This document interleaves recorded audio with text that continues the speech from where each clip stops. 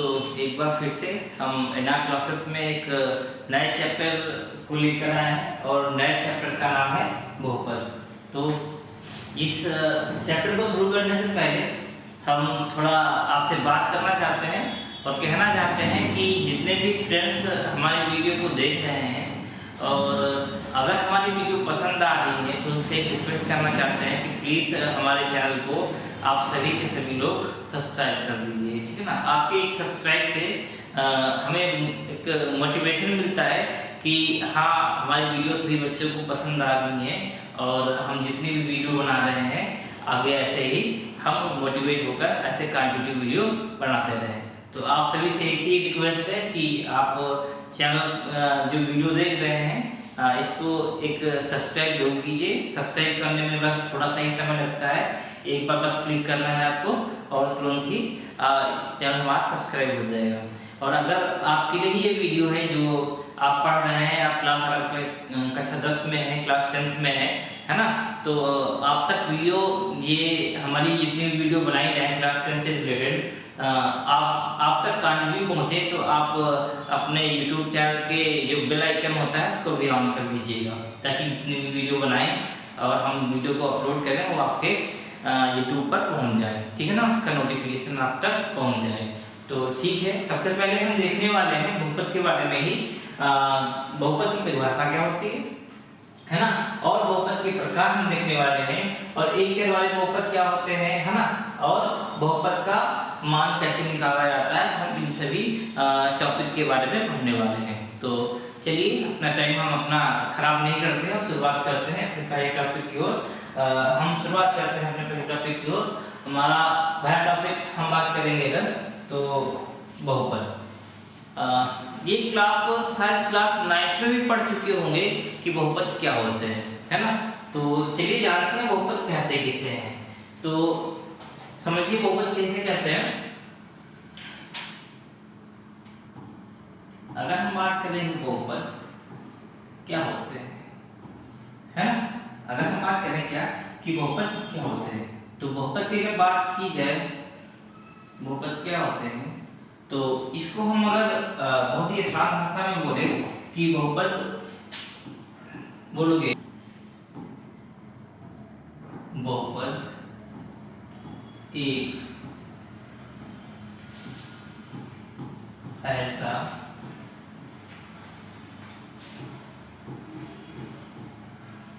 बीजगणितीय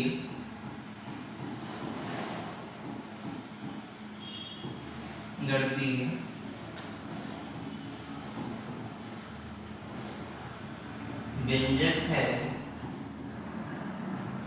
जिसमें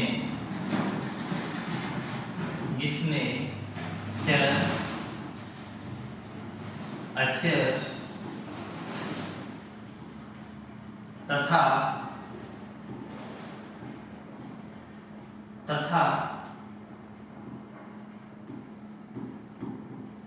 घातांक के रूप में जोड़,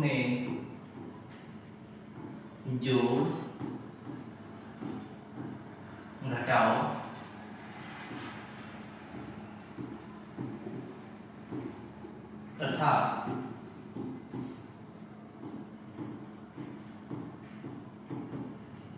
गुणांक के रूप में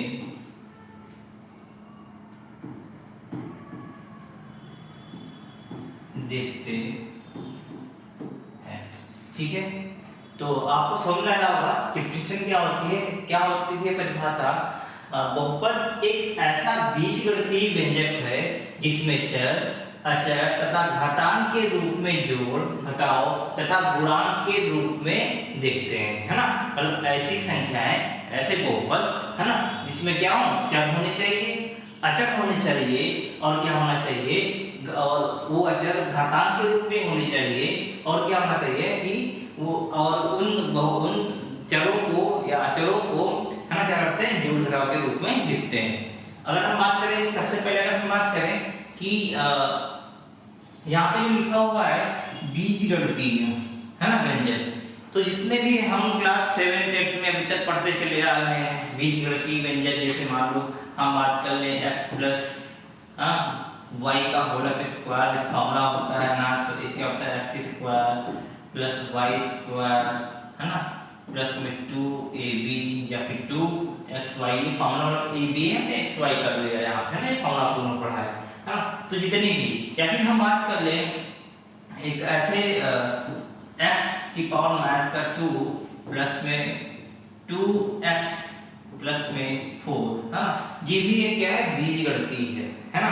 और अगर हम बात कर लें इसी प्रकार से, जैसे कि 4x अपॉन में 3x प्लस में 4x प्लस में 2 है ना, ये भी एक क्या है हमारा एक बीजगणितीय व्यंजक है ना। ऐसे भी जितने भी व्यंजक लिखे जाएंगे सभी के सभी क्या होंगे बीजगणितीय व्यंजक होंगे। तो एक चीज ये समझने वाली है, यहाँ पे कहा गया बहुपद एक ऐसा बीजगणितीय व्यंजक है जिसमें चर अचर घातांक के रूप में जोड़ घटाओ तथा गुणन के रूप में देखते हैं फिर लिखे हुए होते हैं, ठीक है ना।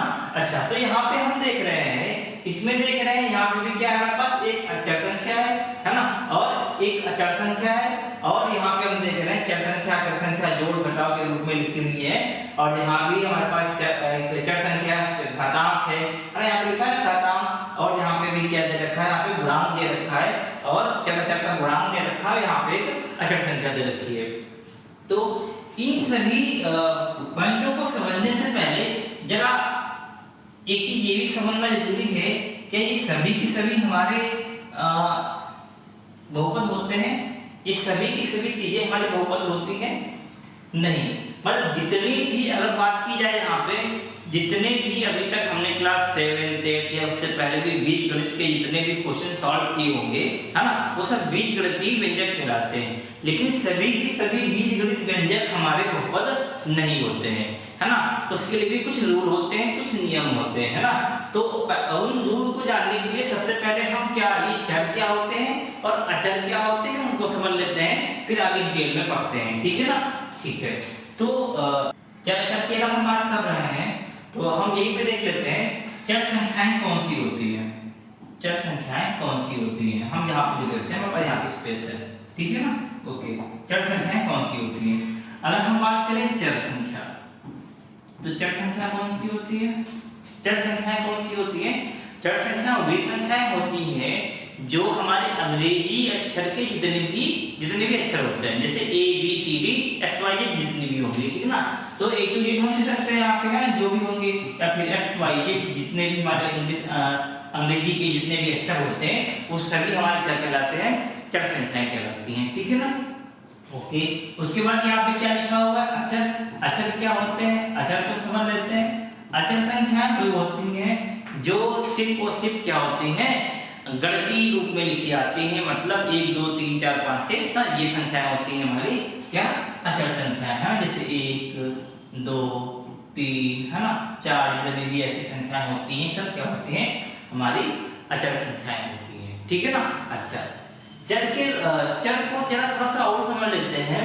अच्छा, यहाँ पे एक्स वाई जेड क्यों लिखा हुआ है और यहाँ पे अचर में 1 2 3 क्यों लिखा हुआ है, थोड़ी सी बात ये भी समझने वाली है क्यों को हम इनको अचर ही बोलते हैं और इनको हम चर ही क्यों बोलते हैं, तो ये बात समझते हैं। यहाँ पे चर, यहाँ पे जो एक्स वाई जेड लिखा हुआ है ना, तो चरों की संख्या का मान जो होता है हमेशा बदलता रहता है। मतलब अगर हम बात करें यहाँ पे चर की संख्या की, अगर हम बात करें, अगर मैं यहाँ पे चर संख्याओं की बात करूं, चर संख्याओं की बात करूं, जैसे कौन सी होती है, जैसे हमारे हमारे पास होते हैं यहाँ पे हमारे पास होती है एक x मैंने ले लिया, तो x का मान यहाँ पे 1 भी हो सकता है, x का मान यहाँ पे 2 भी हो सकता है, x का मान यहाँ पे मैथ्स का 3 भी हो सकता है, s का मान यहाँ पे 1/4 भी हो सकता है। बट कहने का मतलब है जो हमारी चर संख्याएं होती हैं उनका मान फिक्स नहीं होता है, ठीक है ना। तो अचर की बात कर लेते हैं, अचर संख्याएं क्या होती हैं, अचर संख्याओं की अगर मैं बात कर लूं तो अचर संख्या वे होती हैं जो हमेशा फिक्स होती हैं, इनका मान बदलता नहीं है। तो क्या आप कह सकते हैं 2 को 2 को हम 2 का मान कुछ और भी 3 भी हो सकता है, 2 का मान 3 हो सकता है, क्या नहीं हो सकता है? और क्या हम कह सकते हैं 4 का मान 5 हो सकता है? बिल्कुल नहीं हो सकता है। तो कहने का मतलब क्या है, चर वही संख्याएं होती हैं जिनका मान क्या होता है, कभी बदलता रहता है, कभी ना मतलब उसका मान बदलता रहता है। वो सभी संख्या क्या होती है, चर होती है, इनका मान फिक्स नहीं होता है। और अचर संख्याएं कौन सी होती है, इनका मान बदलता रहता है, ठीक है ना। अच्छा ओके, और यहाँ पे क्या दे रखा है, घातांक। घातांक की अगर हम बात कर लें अपने दूसरे चैप्टर में स्लाइड में आते हैं, यहाँ पे बात की गई है किसकी, घातांक की, ठीक है। घातांक के बारे में क्या कहते हैं, घातांक के बारे में ऐसा चर जो घात के रूप में लिखा जाए, ठीक है ना। घातांक क्या होते हैं, कोई भी ऐसा चर जो घात के रूप में लिखे जाते हैं। जैसे अगर मैं बात करना चाहूँ, यहाँ पे लिख लूं 2x², है ना, ये क्या है, इसमें देखो चर की घात कितनी है, 2 है ना।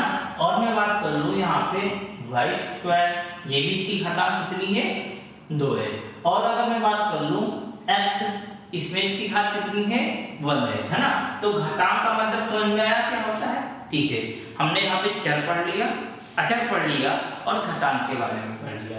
और क्या था, और हमें इसमें क्या समझना था, हाँ, क्या अचर और घातांक के रूप में जान लिए। अच्छा, अभी हम बात कर रहे थे डिफिनेशन के बारे में, है ना, कि सभी संख्याएं बीजगणितीय व्यंजक होते हैं, है ना।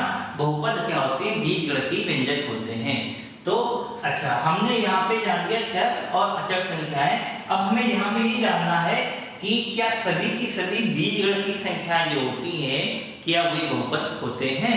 अच्छा, इसको समझने के लिए सबसे पहले इनके रूल समझ लेते हैं, ठीक ना, बहुपद के रूल समझ लेते हैं।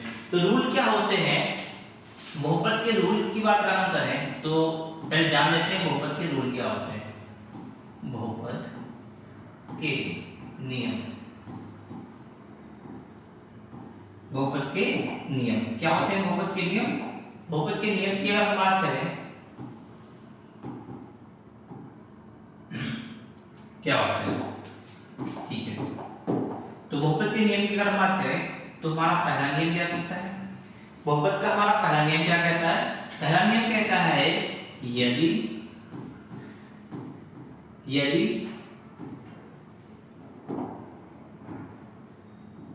चर की घात, यदि चर की घात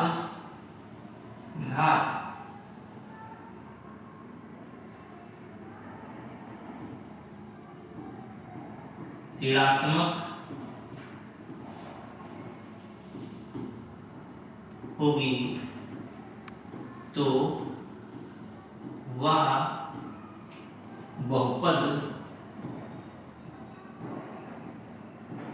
नहीं होगा।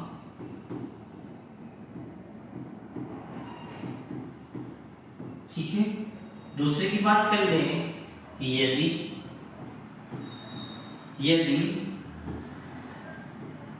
चर हर में हो तो भी वह बहुपद नहीं होगा, ठीक है ना। और अपने तीसरे पॉइंट की अगर हम बात करें तो यदि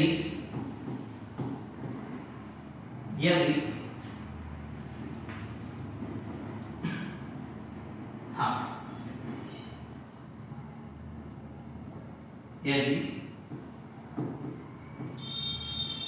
बहुपद के चर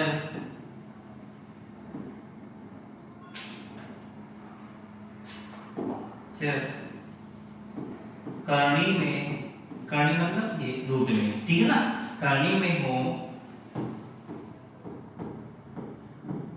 तो भी वह नहीं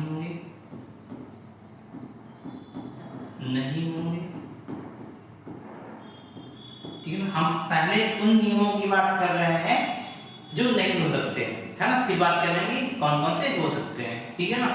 अच्छा, फिर हम बात करें चौथे पॉइंट की कि कभी भी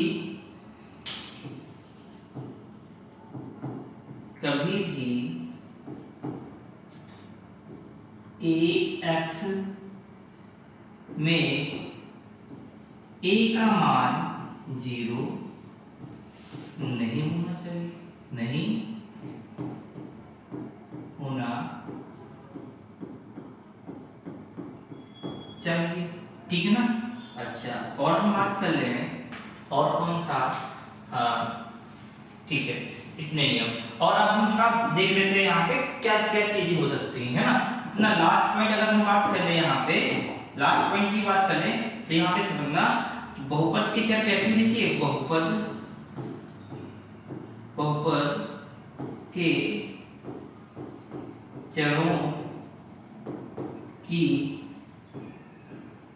घात क्या होनी चाहिए, पूर्ण संख्या के रूप में होनी चाहिए, ठीक है ना।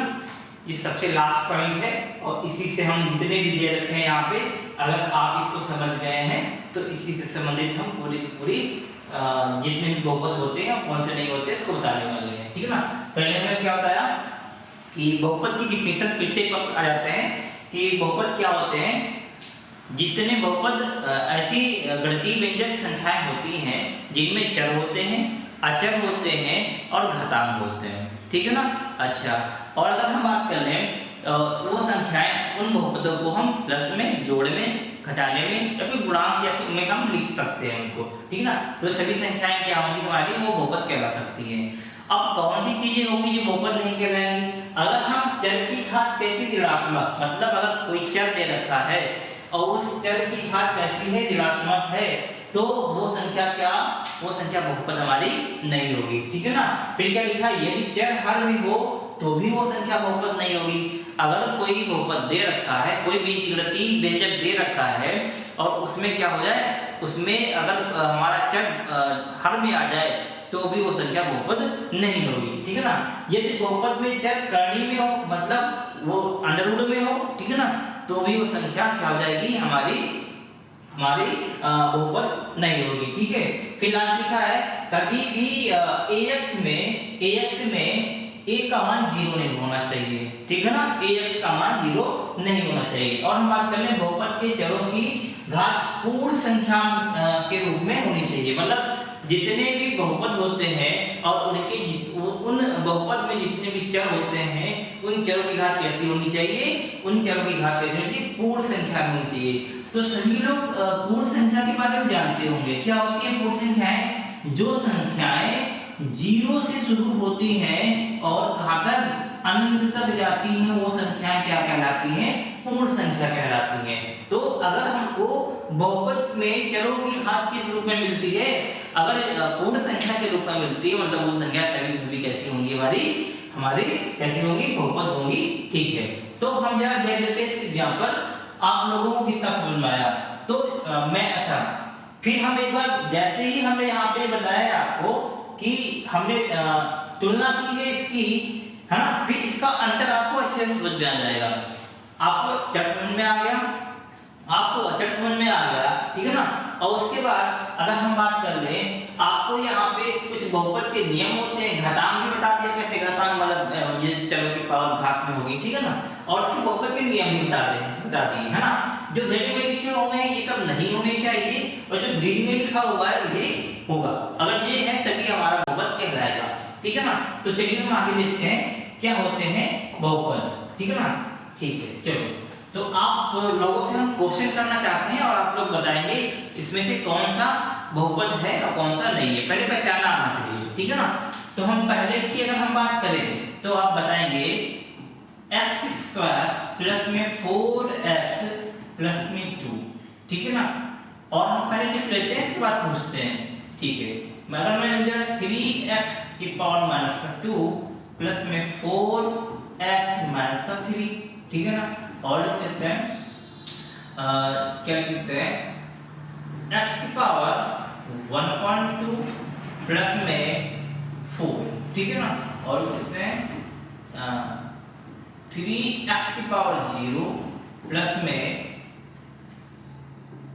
x स्क्वायर प्लस में 2, ठीक है ना, और होते हैं 4x upon x square plus में 3x प्लस में 1, ठीक है ना, और लिख लें 3 की पावर 2, ठीक है ना। चलिए अब इसमें हम देखते हैं कौन सी संख्याएं हमारे पास बहुपद है। अगर आप लोग वीडियो देख रहे होंगे, अगर जितना भी पहले मैंने पढ़ाया है, हो सकता है आप लोगों ने कमेंट करना भी शुरू कर दिया होगा। तो चलिए पहले देखते हैं। तो आप लोग सभी लोग बताएंगे, इसमें से मैंने 6 क्वेश्चन दिए, 6 में से कौन से बहुपद होंगे और कौन से नहीं होंगे, ठीक है ना। तो आप पहले देखते हैं।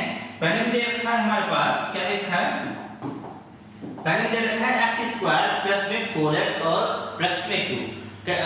तो पहला क्या होगा, बहुपद की परिभाषा क्या थी, संख्या चर में होनी चाहिए, अचर में होनी चाहिए, घातांक के रूप में होनी चाहिए, है ना, तभी तो हम संख्या क्या कहलाएंगी, हमारी बहुपद संख्या कहलाएंगी, ठीक है ना।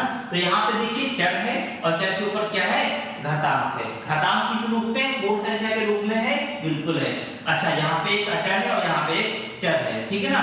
तो ये भी ठीक है, फॉलो कर रहा है नियम को। और हमारे पास एक घातांक, एक हमारा चर दे रखा है, तो मतलब ये संख्या हमारे पास क्या हो जाएगी, ये बहुपद हो जाएगी, ठीक है ना। दूसरे की अगर हम बात कर लें, दे रखा है 3x की पावर माइनस का 2 प्लस में 4x माइनस का 3। अब तो फिर आप बताएंगे कि ये संख्या हमारी बहुपद होगी कि नहीं होगी। तो यहाँ पे ये संख्या बहुपद है कि नहीं है, बताएंगे आप लोग। यहाँ पे क्वेश्चन नंबर 2, बहुपद संख्या है कि नहीं है, कितने लोग कह रहे हैं और कितने लोग कह रहे हैं नहीं है। तो क्वेश्चन नंबर दूसरा है, ये हो जाएगा बहुपद नहीं है।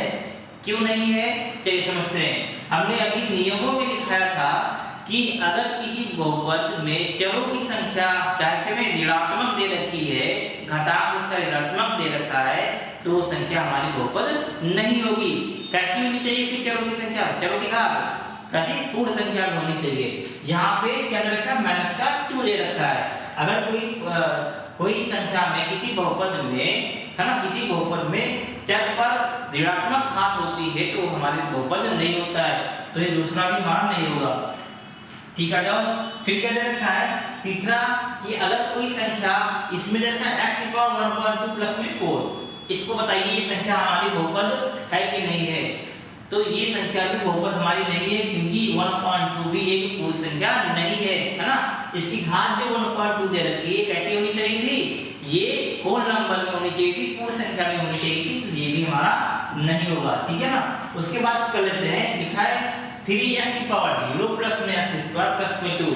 हाँ, ये हो सकता है, नहीं हो सकता है, हाँ, ये हमारी संख्या बहुपद होगी, क्योंकि हमारी संख्या अगर हम बात करें, इसमें जो हमारा चर है क्या है, x है, और x की पावर कितनी है, 0 है। अगर किसी भी चर की पावर पूर्ण नंबर में, पूर्ण संख्या क्या होती है, जो 0 से शुरू होती है ना, तो इसमें 0 से रखी, ये हमारी पूर्ण संख्या हो जाएगी, ठीक है। उसके बाद पांचवा आ जाओ, फिर क्या लिखा है, x की power x 4x upon x square plus में 3x प्लस में 1। हाँ, ये संख्या हमारी पूर्ण संख्या होगी, बहुपद होगी कि नहीं होगी, बताइए। क्वेश्चन नंबर 5वां, क्वेश्चन नंबर 5, ये संख्या हमारी बहुपद है कि नहीं है। तो हमने क्या बताया था, हमने एक नियम बताया था पीछे में कि यदि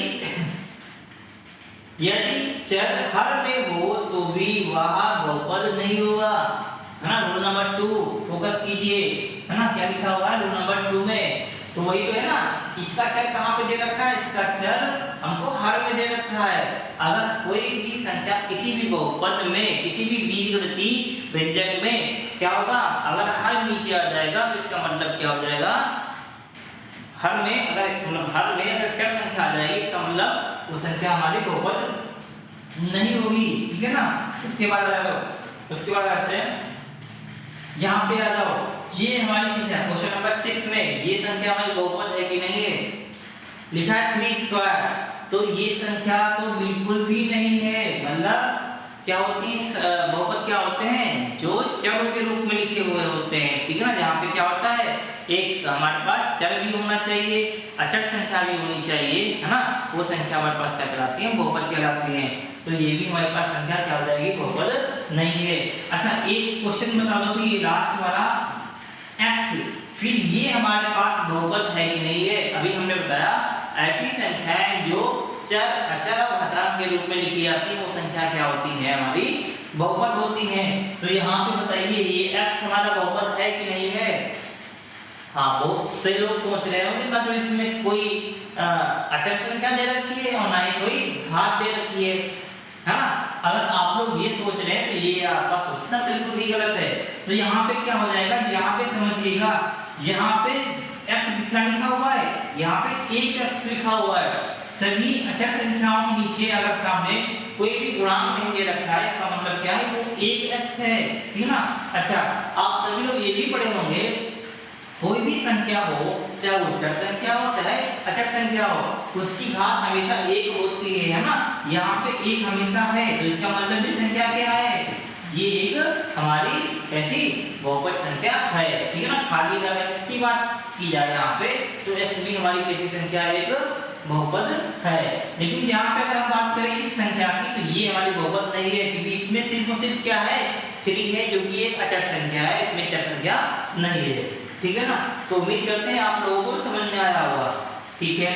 तो अच्छा अब यहाँ पे हमने समझ लिया कौन सी चर संख्या है, कौन सी चर संख्या, सॉरी कौन से बहुपद है और कौन से बहुपद नहीं है।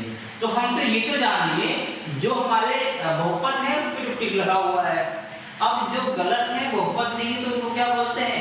अब जो हमारे बहुपद नहीं है उनको हम बीजगणितीय व्यंजक भी कहते हैं, है ना।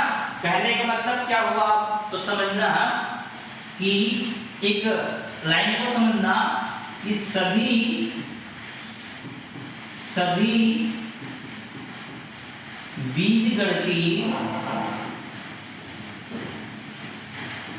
बीजगणितीय व्यंजक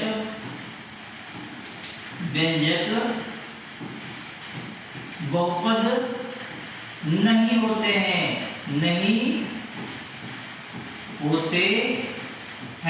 ठीक है ना। इसको याद रखिएगा आप लोग कि सभी बीजगणितीय व्यंजक बहुपद नहीं होते हैं, ठीक है ना।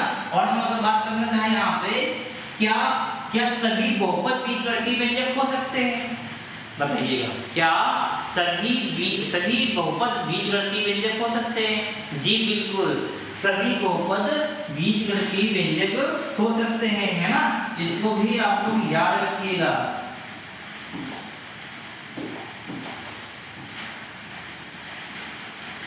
ठीक है ना। ओके, ये हमारे क्या है, सभी बीजगणितीय व्यंजक बहुपद नहीं हो सकते हैं। अगर मैं यहीं पे अगर आगे बात करूं तो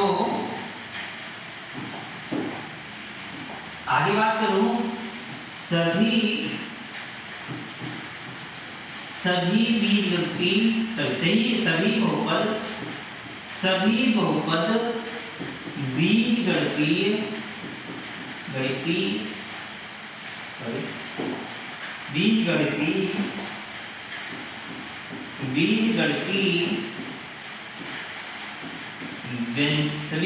बहुपद बीजगणितीय व्यंजक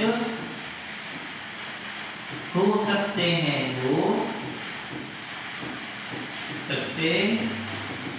हैं, ठीक है ना। बात समझ में आई, ठीक है। जितने भी हमारे बहुपद होते हैं वो सभी के सभी क्या बीजगणितीय व्यंजक हो सकते हैं, परंतु यहाँ पे कहा गया है सभी बीजगणितीय व्यंजक बहुपद नहीं हो सकते हैं, ठीक है ना। ओके, तो फटाफट इतना रिवाइज कर लेते हैं। क्या दे रखा है, बहुपद की परिभाषा क्या होती है। बहुपद एक ऐसा बीजगणितीय व्यंजक है जिसमें चर अचर तथा घातांक के रूप में जोड़ घटाव तथा गुणांक रूप में दिखाई देते हैं या फिर लिखे हुए होते हैं, ठीक है ना। वो सभी बहुपद होते हैं, है ना। जैसे हमने इसमें बीजगणितीय व्यंजक भी बता दिए और बहुपद भी बता दिया, आप लोगों को अच्छे समझ में आया होगा, ठीक है ना। ठीक है, अब हमने लिखा यहाँ पे कि अच्छा इसी को हमने एक्सप्लेन किया आगे चर संख्या क्या होती है और अचर संख्या। चर संख्या आपने बता दिया जो अंग्रेजी के अक्षर है एक्स वाई जेड एबीसीडी में लिखी जाती है, और अचर संख्या है जो 1 2 3 4 में लिखी जाती है, ठीक है ना। ओके, और आगे हमने क्या पढ़ा, आगे हमने पढ़ा घातांक। घातांक हमने देख लिया कैसे होती है ना, 2x स्क्वायर किसी की चर की घात है ना, अगर हम लिख देते हो घातांक के रूप में हो जाते हैं। फिर हमने बहुपद के नियम पढ़ लिए। नियम में हमने पढ़ा यदि चर की घात ऋणात्मक होगी तो वह बहुपद नहीं होगा, ठीक है ना। फिर दूसरा, यदि चर हर में हो तो भी वह बहुपद नहीं होगा। फिर तीसरा, यदि बहुपद के चर करणी मतलब अंडर रूट में, और अंडर रूट में इस बात को भी समझिएगा, बहुपद के चर की बात की जा रही है, यहाँ पे बहुपद के चर की बात की जा रही है, किसी नंबर की बात नहीं की जा रही है, ठीक है ना। यदि बहुपद के चर करनी में हो तो भी वो क्या हो जाएंगे, बहुपद नहीं होंगे। और हम चौथी बात करें, कभी भी ax में a इक्वल टू 0 नहीं होना चाहिए, ठीक है ना। अच्छा, बहुपद, अच्छा इससे संबंधित एक क्वेश्चन देख लेते हैं, है ना। हमने यहाँ पे बताया है कि ax इक्वल टू, है ना, जैसे हमने मान लिया यहाँ पे क्या लिखा है 0x स्क्वायर प्लस में 4x, है ना, 4 प्लस में 4। अच्छा, अब बताओ ये संख्या हमारी बहुपद है कि नहीं है। ये बहुपद नहीं है, क्यों? क्योंकि एक समता होती है जैसे ax स्क्वायर प्लस में bx प्लस में c, है ना। अच्छा, यहाँ पे a का मान कभी भी 0 नहीं होना चाहिए, तो यहाँ पे लिखा है 0x स्क्वायर प्लस में 4, तो ये भी एक संख्या हमारी बहुपद नहीं होगी, ठीक है ना। ओके, उसके बाद लास्ट में क्या लिखा है, बहुपद के चरों की घात पूर्ण संख्या के रूप में होनी चाहिए। जैसे पूर्ण संख्या क्या होती है, 0 से जो शुरू होती है, 0 1 2 3 4 5 6 7 और अनंत तक जाती है, ठीक है ना। उम्मीद करते हैं कि आप सभी लोगों को समझ में आ गया होगा, ठीक है ना। तो चलिए हम अपने आगे बात करते हैं इसी से संबंधित। अगर हम बात करें क्या चर प्लस चर इक्वल टू बहुपद हो सकते हैं, ठीक है। अगर हम बात करें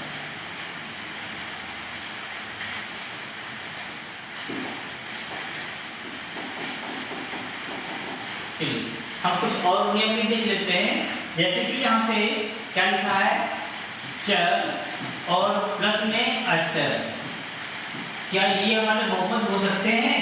और आगे देख लें, अगर हम कर लें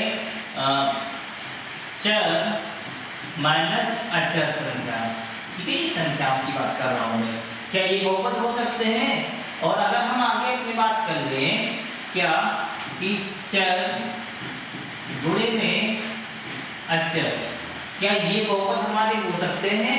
और आगे देख लेते हैं, अच्छा इनको आगे पीछे करोगे सेम आएगा, ठीक है ना, इनको भी आगे पीछे कर लेंगे क्योंकि वही होगा ना। यहाँ पे लिख देते हैं अचर माइनस चर, एक इसको भी देख लेंगे, ठीक है ना। और अगर हम बात कर लें चर भागे अचर, और हम बात कर लें अचर भागे चर, चलिए बताइए इसमें से हम कौन सी संख्याओं के किस रूप में अगर जोड़ घटाव गुणन या भाग के रूप में लिखेंगे तो कौन सी संख्या हमारी चर संख्या हो सकती है और कौन सी नहीं हो सकती है ना। तो पहले समझते हैं, पहली संख्या हमारी हो सकती है। अच्छा क्यों हो सकती है, मालूम है चर। अच्छा अब इसका एग्जाम्पल आप लोग बताएंगे। पहले क्या लिखा हुआ है, पहले लिखा हुआ है चर लिखा हुआ है, ठीक है ना। दूसरा क्या लिखा हुआ है, दूसरा लिखा हुआ है अचर लिखा हुआ है। तो आप बताओ पहले चर लिख लेते हैं। चर क्या हो गया, मैंने x ले लिया, और अचर क्या ले लिया मैंने, 4 ले लिया, 2 ले लिया, कुछ भी ले लिया, ठीक है, 2 ले लिया मैंने। तो ये बताओ क्या बहुपद नहीं है, यस ये बहुपद है ना, समझ में आया ना, ठीक है। आगे आ जाओ, फिर क्या दे रखा है, चर माइनस अचर ले लेते हैं, नीचे हमने y ले लिया, माइनस में 4 ले लिया, तो क्या ये बहुपद नहीं है, ये भी बहुपद हमारा है, ठीक है।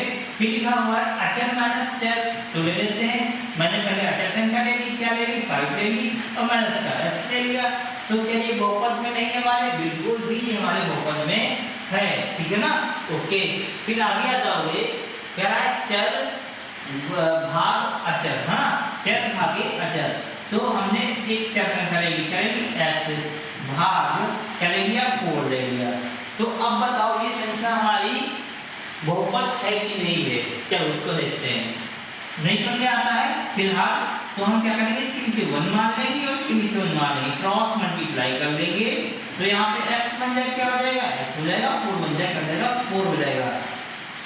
हमने शुरू में बताया था किसी भी बहुपद में चर संख्या हर में नहीं हो सकती है, बस, ठीक है ना। तो इसमें कौन सी संख्या अचर है, अचर संख्या बहुपद में है, तो इसका मतलब भी हो सकता है, ठीक है ना, ठीक है।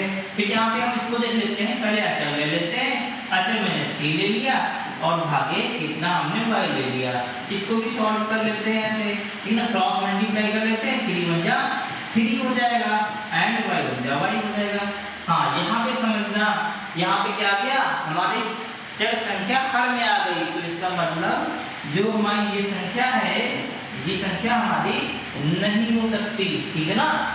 समझ में आई सभी को बात, ठीक है, उम्मीद करते हैं ये भी आपको समझ में आया होगा। चलिए आगे बढ़ते हैं। हाँ, अब हम आप लोगों को इतनी सी चीज समझ में आ गई होगी कि चर संख्याएं क्या होती हैं और अचर संख्याएं क्या होती हैं, ठीक है ना। चलो, अगर इतना आपको समझ में आ गया है तो अब हम बात करने जा रहे हैं बहुपद का वर्गीकरण, ठीक है ना। बहुपद का वर्गीकरण कितने भागों में किया गया है ना, ठीक है। तो बहुपद का वर्गीकरण की अगर हम बात कर लें तो लिखेंगे बहुपद का वर्गीकरण। बहुपद का वर्गीकरण कितने भागों में किया गया है, तो बहुपद के वर्गीकरण को 2 भागों में बांटा गया है। कितने भागों में, 2 भागों में। कौन कौन से वो भाग है उसके बारे में पढ़ते हैं। तो पहला भाग अगर हम बात कर लें तो यहाँ पे पद के रूप में बहुपद, है ना, पद के रूप में, ठीक है ना। और अगर मैं दूसरा की बात कर लूँ, ये पहला है हमारा, दूसरे की अगर मैं बात कर लूँ तो क्या हो जाएगा, घातांक के रूप में, घातांक के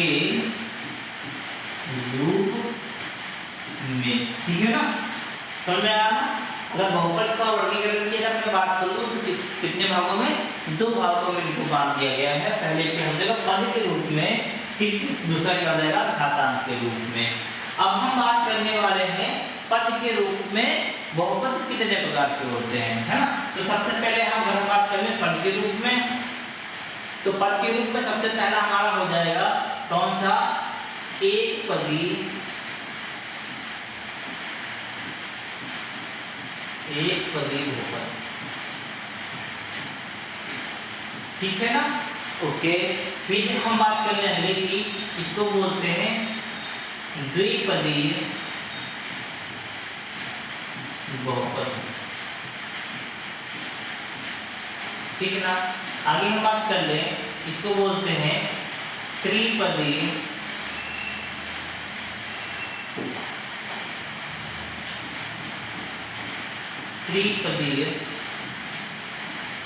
बहुपद,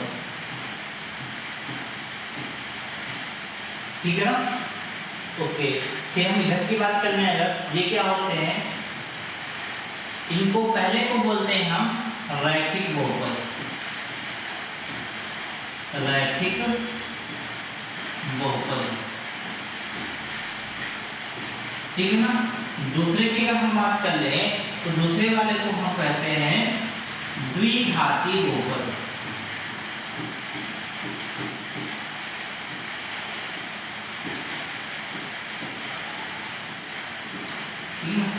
तीसरे की अगर हम बात कर लें तो क्या होता है, त्रिघाती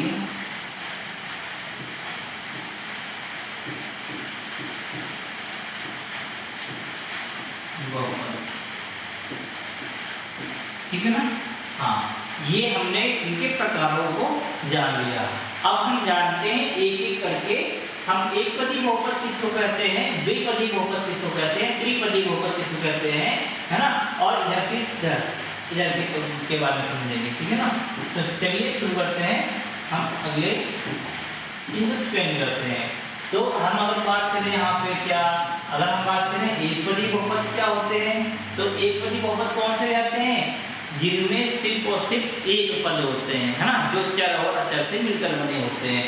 जैसे हम यहाँ पे बात कर ले, x भी हमारा पास एक बहुपद है ना, 4x की बात कर ले ये भी है, 3x² की बात कर ले ये भी हमारा क्या है, एक बहुपद में लिखे हुए हैं ना, सिर्फ और सिर्फ एक बहुपद में लिखे हुए हैं, ठीक है।